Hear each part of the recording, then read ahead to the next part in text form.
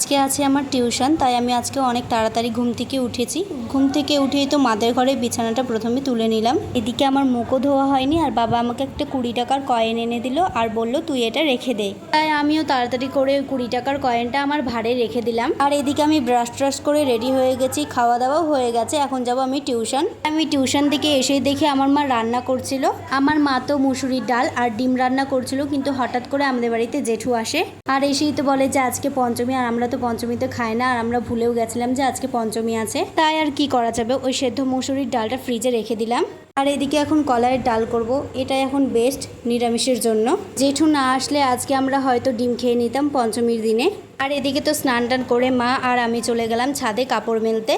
ছাদে দড়ি টাঙানো ছিল, বাবা খুলে নিয়েছে, তাই আমি এগুলোতেই মেলে দিচ্ছি, কি আর করব। আর এই গরমে আমার মুখে যে কী সব বেরিয়েছে আমার না একদম ভালো লাগছিল না, তাই আমি এখানে পাউডার মাখছিলাম। আর পাউডারের সেন্ট আমাকে এত ভালো লাগে আমি কি বলবো। তারপরে আমি ঠাকুর ঘরে চলে আসলাম। আসলে কচুর পাতা দেওয়া হয়নি পুজো দেওয়ার সময়, তাই আমি এখন দিয়ে দিচ্ছি। পুজো দিয়ে এসে তো আমি খাওয়া দাওয়া করে নিলাম। তো আজকের মতো এটুকুই, দেখা হচ্ছে নেক্সট অন্য কোনো ভিডিওতে। আর হ্যাঁ, ভিডিওটা লাইক কমেন্ট অ্যান্ড শেয়ার করতে ভুলো না কিন্তু।